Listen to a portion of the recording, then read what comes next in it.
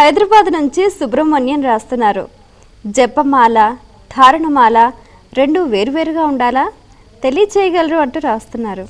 జపమాల ధారణమాల ఈ రెండు వేరువేరుగా ఉండాలి. ఎందుకంటే మనకి పూజా గృహంలో లేకపోతే మనం ఎక్కడైతే జపం చేస్తున్నామో అక్కడ మాత్రమే జపమాల జపం కోసం మాత్రమే ఉపయోగపడుతుంది. ధారణమాలను మనం మెడలో వేసుకుంటాం, చేతికి కట్టుకుంటాం, ఏదో చేస్తూ ఉంటాం. దీని ప్రయోజనం వేరు, దాని ప్రయోజనం వేరు.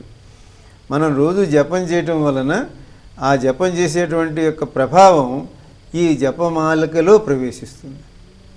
కనుక దానికి వేరే ఏ రకమైన మడి మైలలు సోకకుండా ఉండాలి.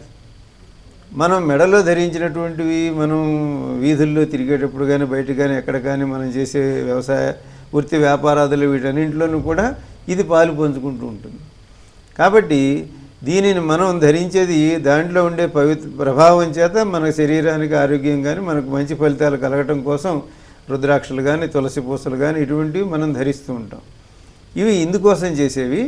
కానీ అనుష్ఠానం జపం చేసేటువంటి దాని ఫలితం మనం ఒక మంత్రాన్ని జపం చేస్తున్నామంటే అనుష్ఠానం చేస్తున్నామంటే దాంట్లోంచి ఉద్భవించేటువంటి శక్తి ఈ జపమాలికలో ప్రవేశిస్తుంది.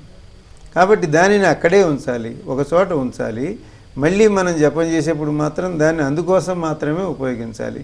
కాబట్టి జపమాల వేరు, ధారణమాల వేరుగా ఉంచాలి. దీంతో జపం చేస్తే ఏమవుతుంది, మనం లెక్క చూసుకోవడానికే కదా అని అనుకోకూడదు. జపమాల యొక్క ఉద్దేశం కేవలం లెక్క చూడటమే కాదు. ఈ వేలిలో ఉండేటువంటి ఒక గ్రహం, ఈ వేలిలో ఉండే ఒక గ్రహం, ఇక్కడ జరిగే రక్త ప్రసారం, దాన్ని మనం ఇట్లా పట్టుకుని దీన్ని జపం చేసేటప్పుడు ఇట్లా కదిలించడం ద్వారా వీటన్నిటికీ ఎన్నో వెనకాల సాంకేతికమైనటువంటి శాస్త్రీయమైనటువంటి విషయాలు ఉన్నాయి.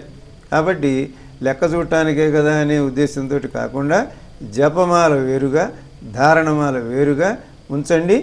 జపమాలతో జపం చేయండి, ధారణమాల మెడలో వేసుకోండి.